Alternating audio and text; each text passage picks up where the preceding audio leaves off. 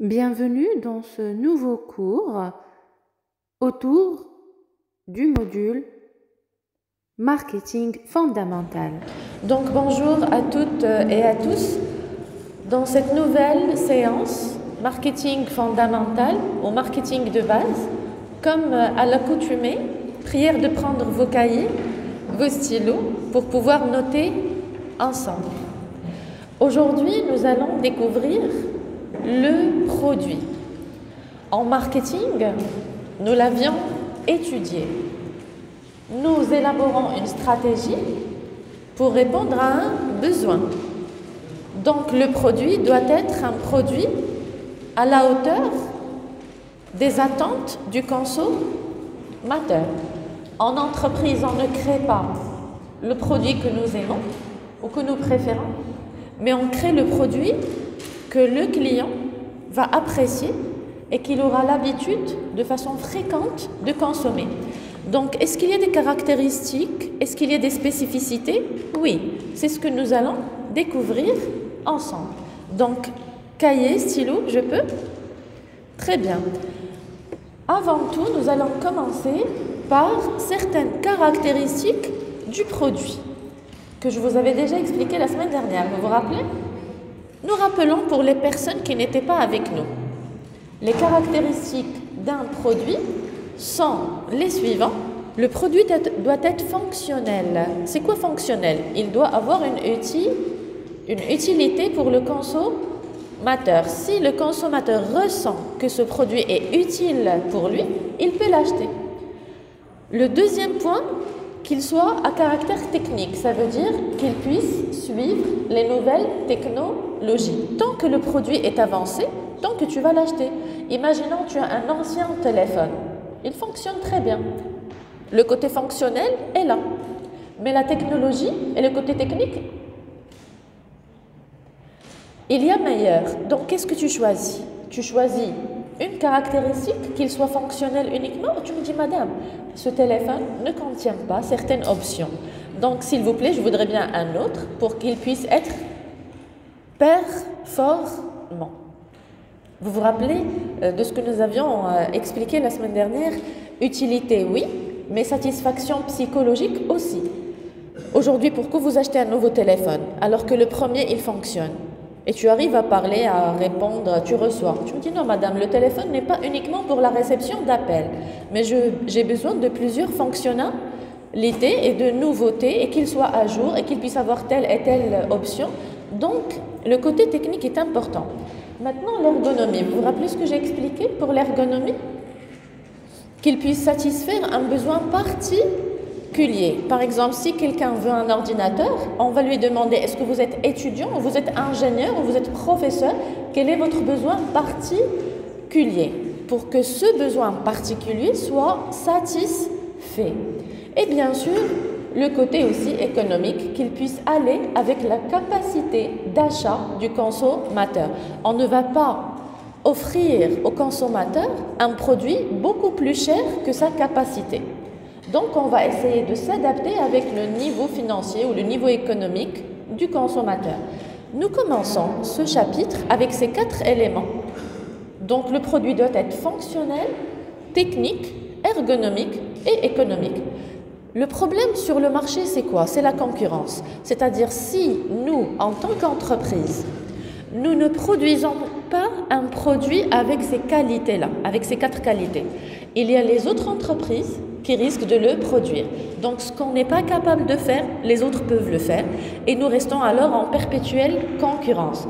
C'est pour cette raison que je vous ai mis ici. Nous sommes dans un marché concurrentiel et du coup, puisque l'autre est capable de produire, qu'est-ce que je dois faire?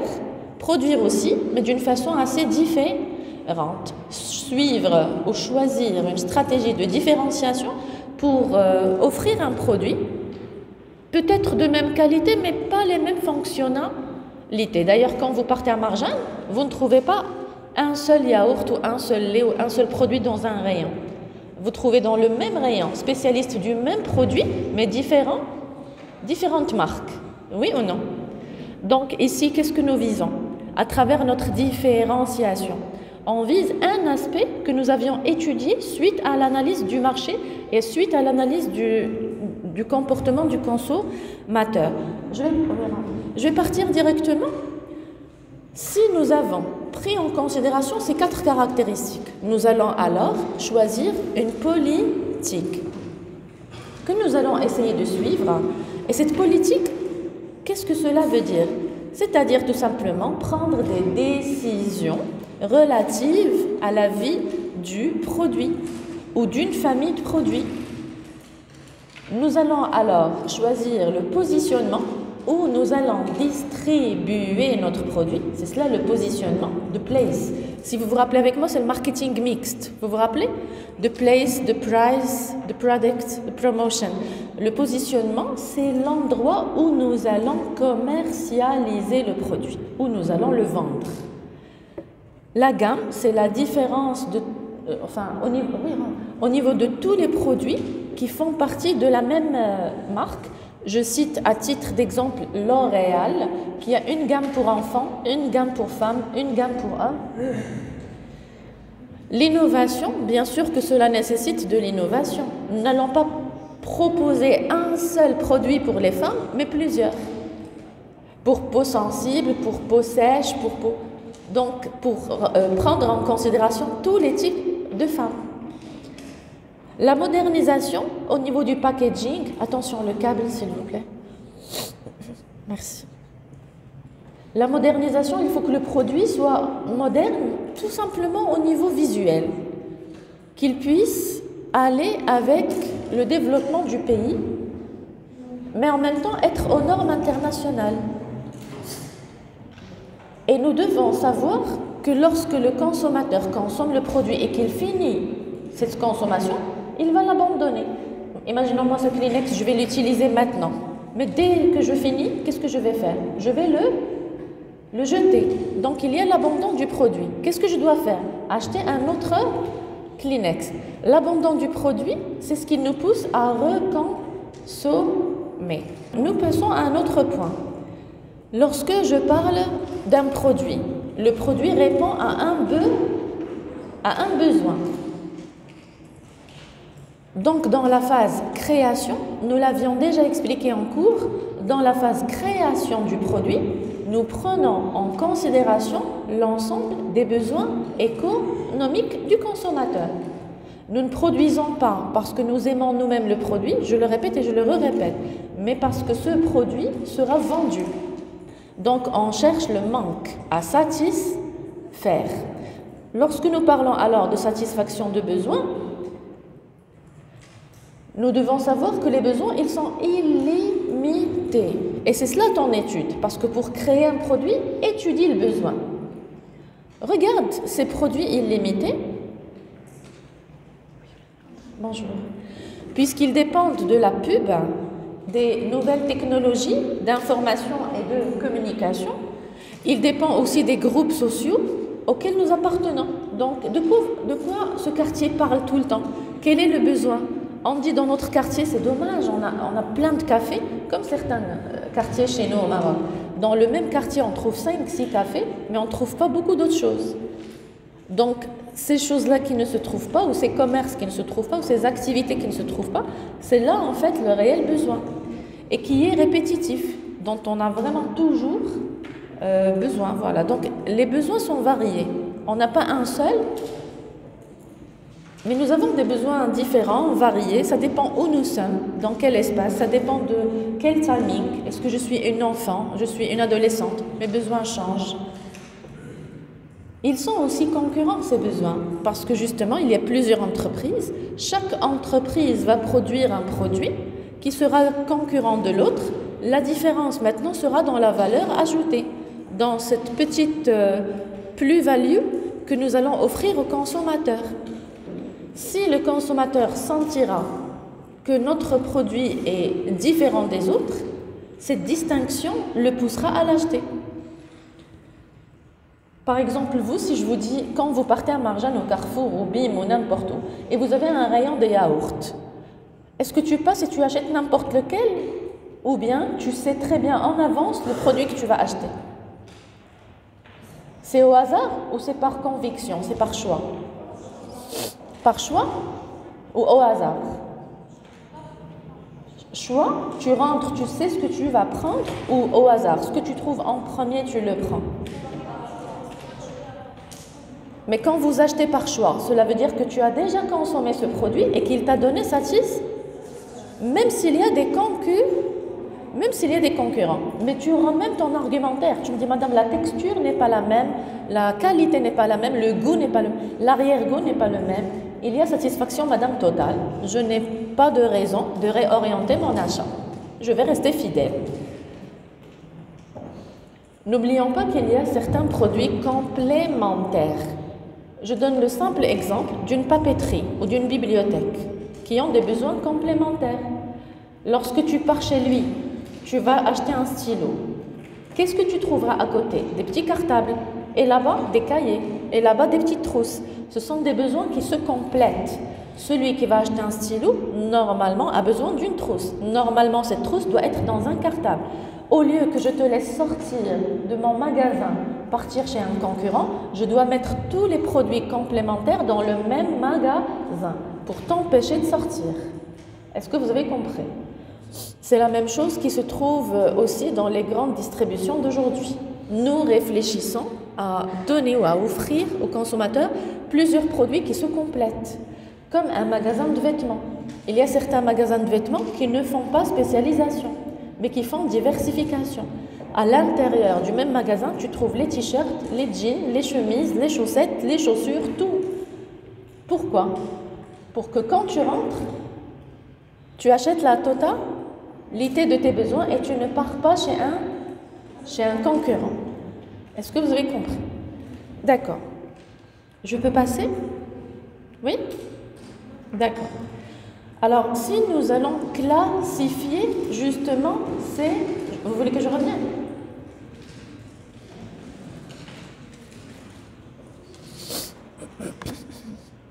C'est bon, je peux maintenant?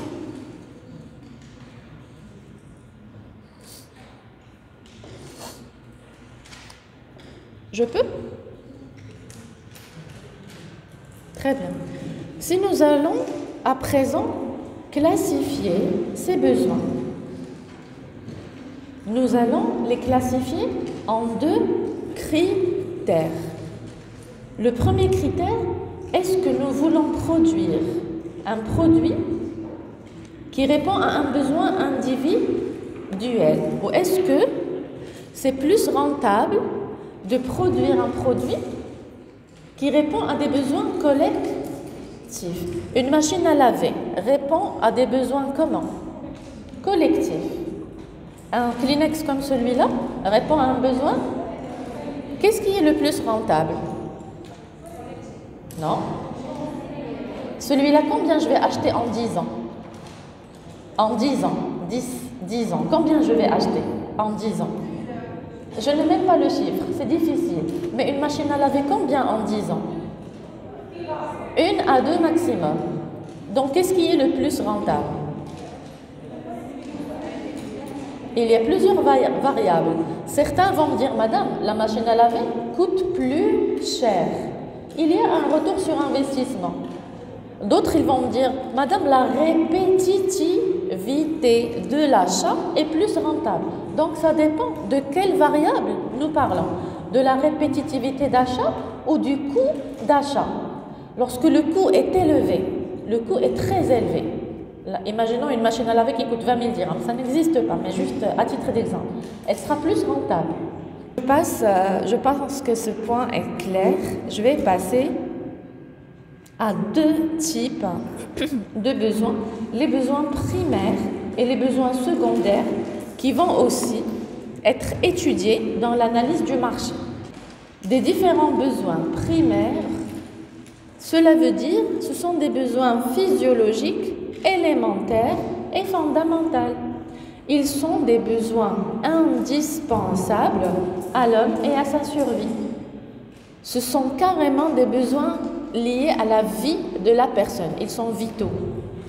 Comme boire, manger, s'habiller et se loger. Ça ne vous rappelle pas quelque chose? Ça ne vous rappelle pas Maslow? Ça ne vous rappelle pas la pyramide des besoins? Voilà, dans la pyramide des besoins de Maslow, nous avions commencé par les besoins élémentaires.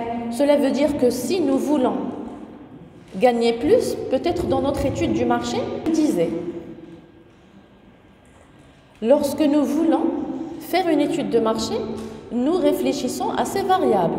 Dans ces variables, nous avons la présence de quoi? D'envie ou de besoin? Ce sont de réels besoins. Pourquoi? Parce que si tu n'as pas de toit, tu es dans la rue, c'est un problème. Donc, qu'est-ce que vous remarquez? La plupart des promoteurs immobiliers aujourd'hui s'intéressent au logement. Même l'État s'intéresse au logement parce qu'il donne une sécurité psychologique. Maintenant, boire, s'habiller, se loger, si on essaye de répondre à cette satisfaction psychologique, si le consommateur se sent bien, il est protégé, il est en sécurité, il pourra passer à des besoins secondaires. Parce que, justement, il aura envie d'avoir une place sociale, une appartenance. J'ai mis ici, ce n'est pas vital, mais ce sont des besoins sociaux. Quand il sera bien habillé, avec une position sociale, avec certains matériaux, il pourra sentir qu'il appartient à une catégorie sociale ou une catégorie professionnelle. Donc ici, dans l'étude du marché, pour produire justement un produit conforme aux besoins du consommateur, nous devons prendre en considération l'ensemble de ces besoins. N'oubliez pas que nous avons déjà fait l'étude sur la segmentation, bien le cours sur la segmentation. Nous avons segmenté, nous avons étudié le comportement de ce consommateur, la répétitivité de son achat, la fréquence de son achat, son pouvoir d'achat, sa situation financière, et nous allons l'observer longtemps et observer ses habitudes d'achat pour mieux lui proposer, pour lui proposer au mieux un produit qui correspond à ses besoins. Je peux passer?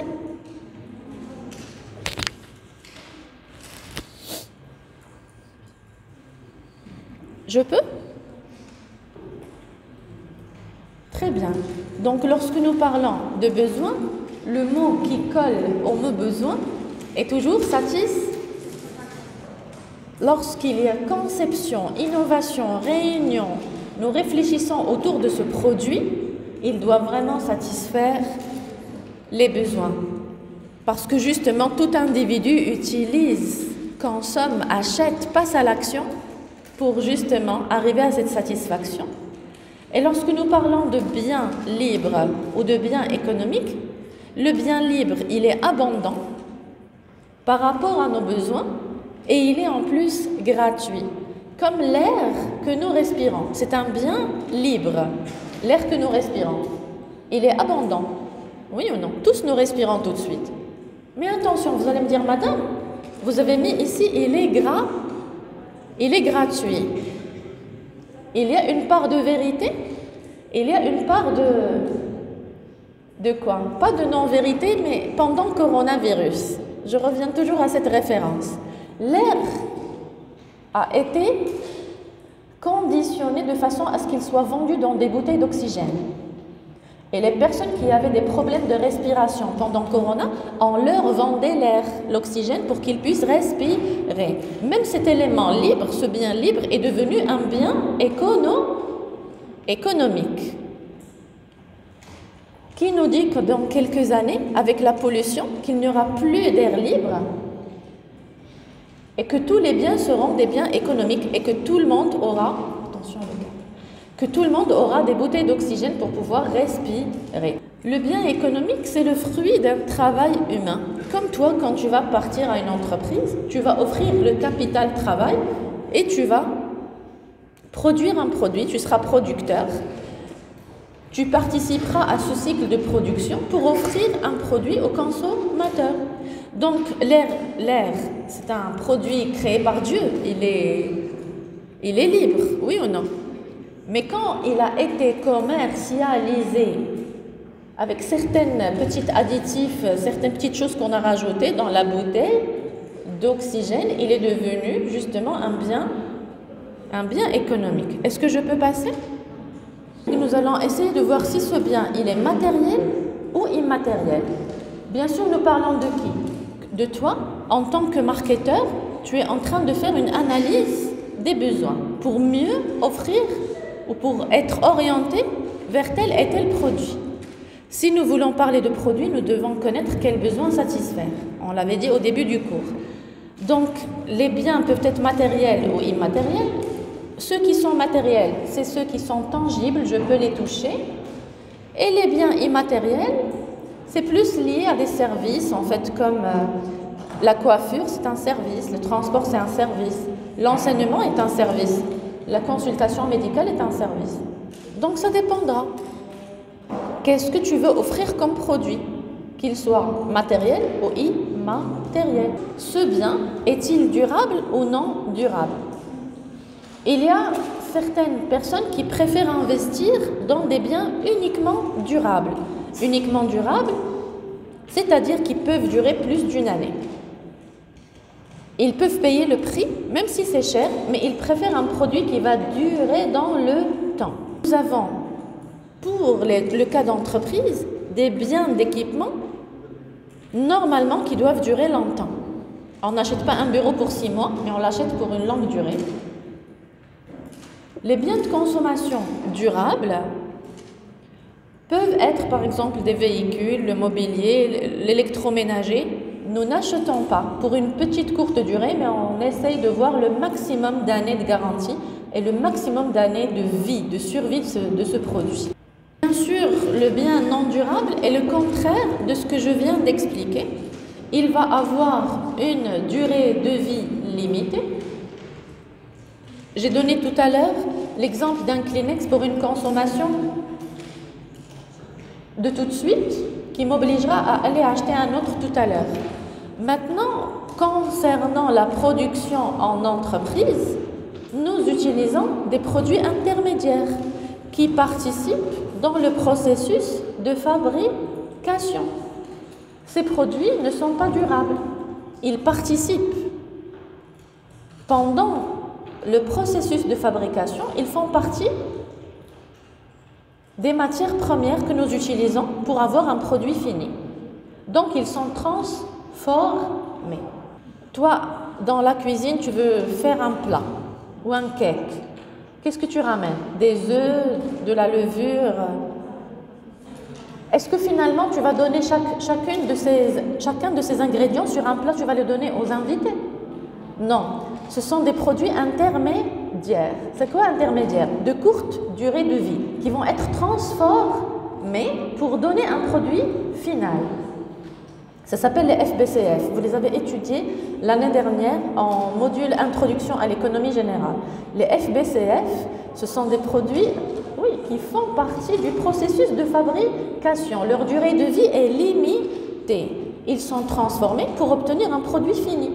C'est la même chose pour, je reviens toujours à la nourriture, un yaourt, etc. Lorsque nous, on voit sur un rayon, dans une grande distribution, un yaourt, vous croyez qu'il était comme ça au début?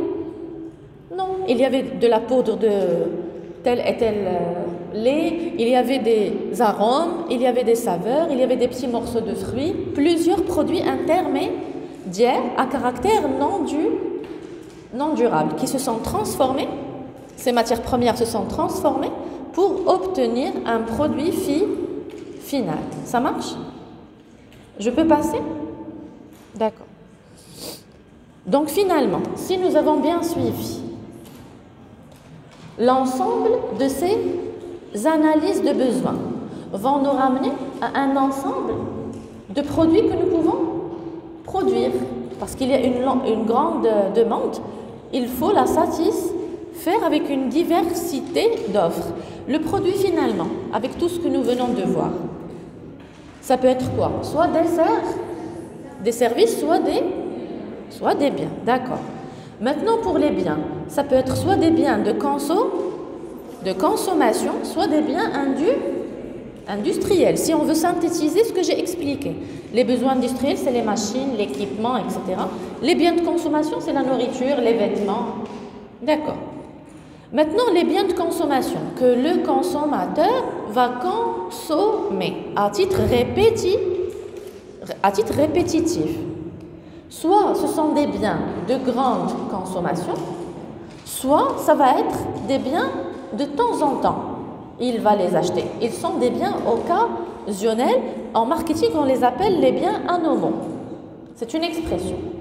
D'accord? Ce sont des biens que tu vas acheter une fois de temps en temps. Quand? Madame, juste pendant le mois de Ramadan. C'est un produit que j'achète pendant le mois de Ramadan. Je ne les achète pas toute l'année.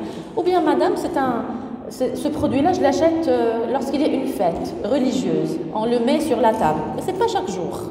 D'accord? Donc, c'est un bien anomaux. Par contre, les biens de grande consommation, c'est comme l'huile, le thé, le sucre, qui peuvent être chaque jour consommés. Les stylos, les cahiers. Si je vais détailler encore ces biens que tu utilises, que tu consommes tout le temps. Les biens de grande consommation, qui bien sûr, qui sont caractérisés par la répétitivité d'achat. Oui. Ça peut être des produits alimentaires. Pourquoi? Parce que c'est un bien vital, c'est un bien basique, c'est un bien de première nécessité. Tu as besoin de manger chaque jour, c'est normal. Ça peut être aussi des biens non alimentaires, comme les vêtements. Les vêtements, tu en as besoin chaque jour. Donc, ça va être une consommation répétitive. Maintenant, les biens occasionnels, ça peut être des biens qui sont à caractère durable. Comme une machine à laver, elle est à caractère durable. Le minimum, c'est 5 ans. Il y a, peut-être vous allez me dire 3 ans. Oui, mais au moins, c'est durable, c'est une longue durée. Est-ce que chaque jour, vous achetez une machine à laver? Donc, elle est à caractère occasionnel, elle fait partie des biens anomaux. Elle doit être durable pour vous satisfaire. Pour que tu sois satisfait, la première question, c'est vous avez une garantie de combien d'années? D'accord. Bien sûr, il y a aussi les biens non durables, comme un petit gâteau que tu achètes pendant le mois de Ramadan, qui va disparaître sur place, mais que tu n'achètes pas tout le temps. Je vous donne l'exemple de le gâteau marocain Bakia. Est-ce que vous le mangez chaque jour durant toute l'année? C'est un bien comment? Non durable, à consommation rapide, mais c'est occasionnel. D'accord. Est-ce que vous avez noté tout le schéma qui synthétise l'ensemble de nos explications? N'oubliez pas que lorsque je conçois un produit, ce produit, c'est une offre qui répond à une certaine demande.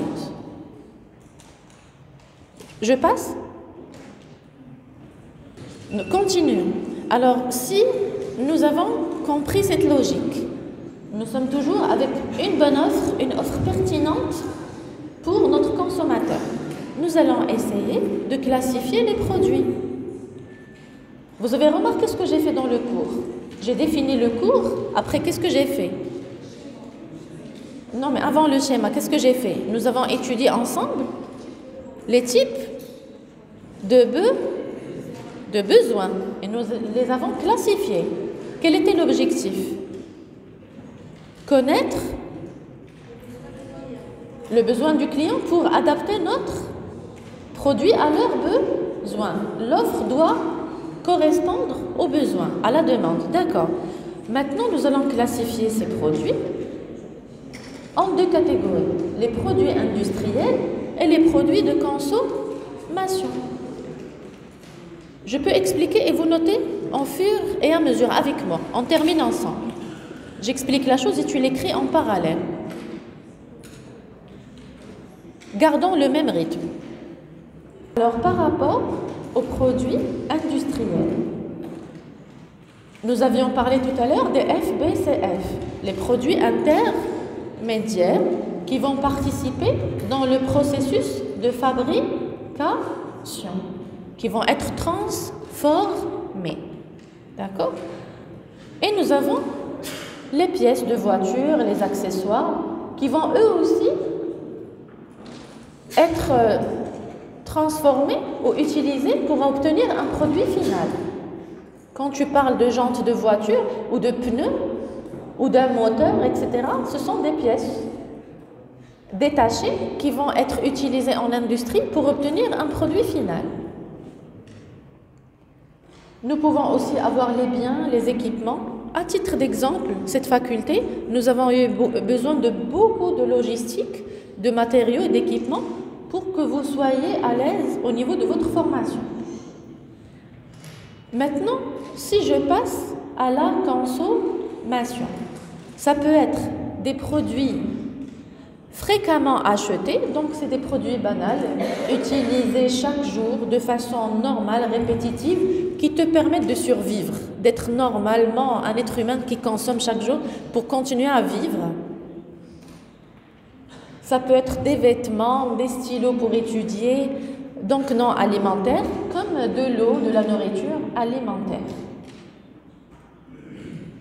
Et bien sûr, ce que j'ai expliqué tout à l'heure, les produits achetés occasionnellement, à caractère durable ou non durable. J'essaie juste de clarifier mon explication par la schématisation. La schématisation vous aide à visualiser mon explication. Elle est plus schématisée, elle devient beaucoup plus claire. Alors, si nous avons détecté les besoins et nous avons décidé de quelle politique de produit s'agit-il, quel est notre objectif, et nous avons essayé de correspondre notre offre avec la demande. Donc, nous allons passer maintenant à la production, parce que la décision est prise. Nous allons passer à produire. Quel est alors le cycle de vie d'un produit? Nous allons commencer par extraire et transformer les matières premières. Si nous n'avons pas la possibilité de les extraire, nous allons les importer. Oui, les importer de fournisseurs de matières premières. Nous allons utiliser les FBCF, les produits intermédiaires, pour transformer. Donc là, sur le terrain, le processus de transformation, nous allons bien sûr suivre certaines normes pour fabriquer le produit, certaines méthodes, certaines analyses biochimiques pour fabriquer le produit. Nous passerons, quand le produit est finalisé, à l'emballage et à la distribution. Ici, c'est le service commercial qui va prendre en charge la suite. Nous, comme marketeurs, qu'est-ce que le marketing a fait? Il a fait l'analyse du marché, l'analyse du consommateur, l'analyse de la demande. Nous, on a participé à la fabrication, à la création. Le service production, il a travaillé avec le service approvisionnement. On a cherché l'approvisionnement, c'est-à-dire l'achat de matières premières. Service production, maintenant, il est en train de produire. Qui va continuer? C'est quel service? C'est le service commercial qui va faire la distribution. Oui. Le consommateur, que va-t-il faire? Il va acheter et il va utiliser le produit. Et quand il va utiliser le produit, c'est la fin de vie du produit. Donc, qu'est-ce qu'il faut faire? Si nous sommes une entreprise, qu'est-ce qu'il faut faire? Il faut encore une fois appeler le fournisseur pour importer le produit. Ou bien si nous avons nous-mêmes nos terres, on va nous-mêmes extraire la matière première et on va retransformer, refabriquer, re-emballer, redistribuer. Donc, qu'est-ce qui se passe? Ce processus-là, qu'est-ce qui va se passer? Il sera répétitif. Combien de fois on va répéter? Tout le temps. Le jour où on ne rêve pas à ce cycle, ça veut dire c'est l'arrêt d'activité, est égal à fermer la porte, c'est la faillite. Donc, le management, le service financier, les responsables de service, les chefs de projet, tous collaborent pour que ce processus continue à donner de la vie, de la survie, de la pérennité à notre entreprise. Parce que le jour où nous n'avons plus de fournisseurs, où nous n'avons pas fait de benchmark pour comparer les meilleurs fournisseurs, où le FBCF, les produits premiers ne correspondent pas à ce qu'on a l'habitude d'utiliser. Ils nous ont envoyé une mauvaise marchandise. Ça peut arriver. Ils ont eu un souci technique à leur niveau. Et nous, on a reçu une marchandise, matière première défaillante. On ne peut pas commencer la fabrication. Ça va nous bloquer pour 2, 3 jours, 4 jours. Quand tu pars pour acheter, il te dit rupture de stock. On n'a pas eu d'arrivage. Le consommateur, s'il ne trouve pas le produit, qu'est-ce qu'il va faire? Réorienter son achat. Il va partir acheter d'un autre collaborateur parce que le consommateur a des consommations répétitives. Il doit acheter le produit. Je ne sais pas si vous avez compris que c'est très grave si un parmi tous les agents économiques n'est pas à la hauteur dans son action. Que chaque acteur a une lourde responsabilité, du premier au dernier, pour que ce processus soit continu. Ça marche? Que ce soit à l'échelle achat ou service approvisionnement, ou service production, ou service fabrication, ou service distribution, ou service commercial, jusqu'à arriver chez le consommateur. Bien sûr, si nous voulons schématiser, nous avons ici le service marketing qui a fait son étude et qui a conçu et développé le produit. Très bien, qu'est-ce qu'il vise? Un volume de vente élevé, c'est ce qu'il veut. D'accord, il va mettre en marche tout le processus qu'on a étudié, il va le mettre en marche et mettre le produit sur le marché. Très bien, donc il a lancé le produit. Il va se munir de publicité pour faire connaître le produit. Le produit est connu, il donne satisfaction, donc ça va connaître une croissance au niveau de l'achat. Après, quand tout le monde connaît le produit arrive à maturité, parce qu'il est connu, il est consommé et il donne satisfaction. Lorsqu'il est dans une maturité, regardez, le volume de vente s'élève aussi. Après, qu'est-ce qui se passe? Les gens s'habituent à acheter notre produit. Il y a une stagnation. Si nous n'intervenons pas, peut-être qu'ils vont vouloir changer. Peut-être que le produit va avoir un déclin. Parce que tellement on utilise un produit qu'un jour on se dit mais franchement je peux essayer autre chose. Peut-être que je vais tenter autre chose. Il y a toujours la tentation, la curiosité. Et n'oubliez pas qu'il y a l'effet de manipulation psychologique des autres concurrents par le biais de l'image, la publicité, les slogans. Donc un jour ou l'autre, peut-être tu vas avoir une interruption. Le produit va avoir un déclin. Du coup, on doit recommencer à séduire le consommateur, recommencer notre étude de marché, recommencer à savoir pourquoi il n'a pas acheté. Donc c'est une boucle éternelle. Le service marketing ne va pas se reposer et dire « Madame, j'ai terminé mon étude de marché, c'est bon, les choses sont claires ». Pourquoi? Parce que le consommateur est changeant. Ce qu'il a apprécié hier, il peut ne pas l'apprécier aujourd'hui. Il peut changer son avis. Sa personnalité elle-même est changeante. Quelquefois, il y a certaines personnes qui changent 24 fois dans 24 heures. Comment voulez-vous alors que le consommateur reste stable? Ses besoins, ses envies sont changeants. Il peut pleurer et il voudra avoir envie d'un autre produit. Il est très heureux, une autre émotion, donc un autre produit. Tant que le consommateur est changeant, tant que le service marketing, le pauvre, il doit tout le temps, de façon permanente, continuer ses études. Donc, qui intervient? Vraiment la totalité des acteurs. Et je passe directement. Juste, c'est en fait ce que j'ai expliqué ici, c'est la même chose mais de façon imagée. J'ai utilisé des images. Si nous voulons parler du cycle de produits que nous venons d'expliquer, qu'est-ce qu'on va acheter en premier? Les matières? Voilà, les matières premières, on va les emmener chez nous à l'usine et nous allons fabriquer le produit. Lorsque le produit est fabriqué, nous allons utiliser le transport, la logistique, pourquoi? Pour la distribution.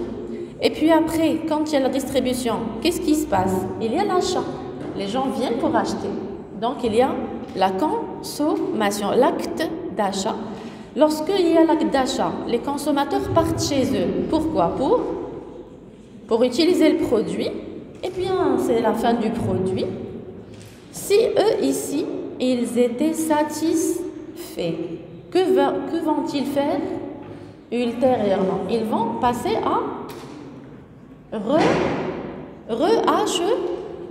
racheter. Donc, dans l'intérêt de l'entreprise, c'est quoi l'intérêt de l'entreprise? De reproduire. Est-ce que vous avez compris que c'est une boucle éternelle? L'entreprise doit encore reproduire, donc passer par le même processus. Je peux passer? Très bien, donc c'est le même schéma en fait. C'est qui ce monsieur? C'est le marketeur qui va réfléchir à la conception. Ici, c'est bien sûr soit l'extraction des matières premières et l'énergie en direct ou l'importation, fabrication, transport, utilisation et la fin de vie. Maintenant, nous l'avons compris, le produit doit répondre à une certaine offre étudiée par le marketeur. D'accord.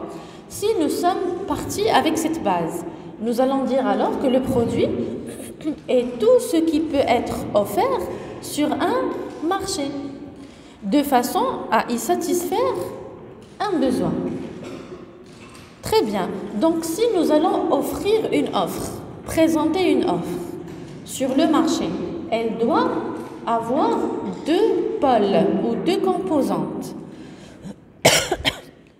Pardon. Nous parlons d'offre principale, c'est-à-dire le bien ou le service qui est vendu à l'entreprise, par l'entreprise, mais il y a aussi une offre associée. Ce sont des services qui sont associés, nous pouvons appeler des partenaires ou bien nous pouvons les produire quand même parce que notre consommateur en aura besoin pour faire une production diversifiée. Et si ce consommateur, on va se mettre à sa place pour mieux le comprendre. Avant l'achat, il imagine le produit. Donc, il y a un système d'anticipation. Il va imaginer le produit, il va dire aujourd'hui, je vais acheter tel produit. Il va imaginer l'effet ou le sentiment qu'il va ressentir. Est-ce que je le prends ou non? Il y aura une réflexion. Pendant l'achat, il y a l'expérience elle-même pendant qu'il achète. Qu'est-ce qu'il ressent? Surtout lorsqu'il est dans les flagship stores, c'est les points de vente. Nous remarquons que dans la formation des commerciaux, on leur demande de faire de l'analyse du comportement du consommateur pendant l'achat. Est-ce qu'il regarde le produit avec crainte, avec un X entre les sourcils, ou il regarde le produit avec un sourire? Est-ce qu'il a de la peur, de l'inquiétude, ou est-ce qu'il a du bonheur lorsqu'il est dans l'inquiétude? Qu'est-ce qu'il faut lui faire? Le rassurer, lui expliquer les spécificités, le mettre en confiance pour le pousser à passer une belle expérience au niveau de son achat. D'ailleurs, vous remarquez lorsque vous êtes dans les grandes distributions, quand vous êtes à Marjan, au Carrefour ou n'importe, qu'est-ce que le vendeur fait? Il vous observe de loin, il vous dit bonjour, après il vous laisse tranquille, jusqu'à ce que vous partez un produit, et il vous observe encore. Pourquoi? Parce que il doit observer votre comportement. Si toi tu fais yes, oui, il va même pas venir. L'achat sera garanti. Mais s'il te voit craintif, anxieux, dérangé, il vient sur place pour t'expliquer et pour te rassurer et pour te dire que tout va bien, pour répondre à tes questions, pour t'accompagner, pour te donner cet aspect de confiance et peut-être pour te donner des explications par rapport à certaines interrogations. Son objectif, c'est là le challenge du commercial, pour qu'il pousse ce consommateur à passer de la phase inquiétude à la phase sécurité et confiance. Et il ne te lâche que si tu es satisfait. Tu deviens son challenge. Si tu arrives vraiment à être convaincu par l'argumentaire du commercial, et que le commercial, il a des techniques de négociation incroyables, il a une forte communication, et il a détecté ton inquiétude, il a répondu à cette inquiétude. C'est bizarre en fait. Tu vas garder une expérience de ce souvenir. Et si tu as passé un bon moment avec ce vendeur, peut-être que tu reviendras pour racheter un autre produit de chez lui. C'est vrai ou pas? C'est étrange. Maintenant, l'agent commercial participe lui aussi au processus de reachat. Si nous gardons un bon souvenir du vendeur ou du commercial, nous pouvons nous-mêmes lui ramener d'autres personnes ou revenir nous-mêmes reacheter. Le produit a été conçu. Il faut lui déterminer un prix. Lorsqu'on réfléchit autour de la politique prix, elle consiste à prendre la décision stratégique, mais aussi la décision opérationnelle de fixer un prix de vente soit d'un produit déjà qui existait ou d'un produit nouveau. Un produit qui existait déjà, on peut lui lever un tout petit peu le prix ou baisser le prix. On peut faire cette variation pour pouvoir mieux attirer l'attention du consommateur. Donc la promotion, c'est toujours dans le marketing mix, c'est certaines promotions. Si le produit devient essentiel et que tous les consommateurs l'achètent, on peut lever le prix. Si c'est un nouveau produit, nous allons étudier la capacité d'achat avant de fixer le prix. Bien sûr, tout produit peut subir une modification suite à des facteurs sociaux ou économiques. Quand il y a la rentrée scolaire, vous voyez toujours qu'il y a des promotions. Pourquoi? Pour attirer le maximum possible de consommateurs. Nesquik pour les enfants, lorsqu'il y a la rentrée scolaire, ils te mettent un Nesquik acheté et l'autre il est à 50%. Toi, tu ne voulais pas acheter le deuxième. Tu voulais acheter un seul. Mais tu vas être manipulé par l'offre et peut-être tu vas acheter le deuxième aussi à 50%. Alors qu'au début, ça ne faisait pas partie de tes priorités. On dépense toujours plus. À cause de quoi? De la manipulation commerciale. Les techniques commerciales sont très dangereuses, elles sont efficaces et elles poussent le consommateur à créer de nouveaux besoins. Si nous avons fixé un prix, nous allons passer à la distribution comme nous avions expliqué tout à l'heure. Le choix du positionnement, le choix de place est très important. Si notre produit, on vise la ville économique de Casablanca, est-ce que c'est les mêmes ventes que si nous choisissons Chawen ou Souss Massadara ou Berkane ou pourquoi? Pourquoi ça ne sera pas le même volume de vente? Alors que ce sont trois villes du même pays. Donc, quelle est la spécificité de ce positionnement? Pourquoi le positionnement de place, la place de la distribution de Casablanca n'est pas la même que d'autres petites villes du Maroc? Pourquoi ce n'est pas pareil? J'ai entendu, je pense, la bonne réponse. Oui? Le pouvoir d'achat des habitants et le niveau des salaires. Le niveau des salaires et même le mode de consommation. Le mode de consommation. Donc, un marketeur devra faire une étude sociologique du mode de consommation. Parce que quelqu'un dans une petite ville peut-être préférera un mode de consommation traditionnel avec un tagine. Pour lui, le tagine chaque jour est important. Esprit de famille, conservation des mœurs et des traditions. Mais ici à Casablanca, dans une ville où il y a le stress, la course, la formation, l'emploi, les personnes ne peuvent pas rentrer à la maison entre midi et 2. Ils doivent partir vers un fast-food, ils doivent... Oui ou non? Donc ici, le mode de consommation est différent. Donc avant d'offrir ou de présenter une offre, il faut faire une étude sociale, une étude qui va étudier quoi? Les différents modes de consommation, le niveau de salaire et la capacité d'achat. Lorsque nous allons avoir ces informations, niveau de salaire, capacité d'achat et mode de consommation, une étude sociale, nous allons alors créer un besoin qui correspond à cette population, à ce positionnement. Nous allons développer grâce à de la publicité l'image de marque, l'image sociale de notre produit. Nous allons même animer. Animer, ça veut dire par exemple l'ouverture d'un store ou l'ouverture d'un produit. On va ramener des musiciens, des chanteurs. Vous remarquez lorsqu'il y a de nouveaux magasins, ils ramènent un chanteur, un animateur de radio ou de télé qui fait le show, l'animation. Première fois, même une pâtisserie, n'importe. Ils font des gâteaux, buffets ouverts pour faire connaître. Vous avez déjà assisté à ça? Et vous partez ou vous ne partez pas? Aujourd'hui, ils le font sur Facebook. Ils disent demain, ouverture de mon magasin. Tout le monde vient, buffet ouvert. Mais ils le font exprès. Pourquoi? Bien sûr, attirer l'attention de ces consommateurs qui peut-être, s'ils sont bien reçus, avec le sourire, et ça se passe bien, ils ont une bonne expérience et un bon souvenir, peut-être qu'ils vont devenir, même s'ils n'avaient pas besoin de ce produit. Ce n'était pas dans leur priorité. Ils n'avaient jamais pensé à acheter ce produit.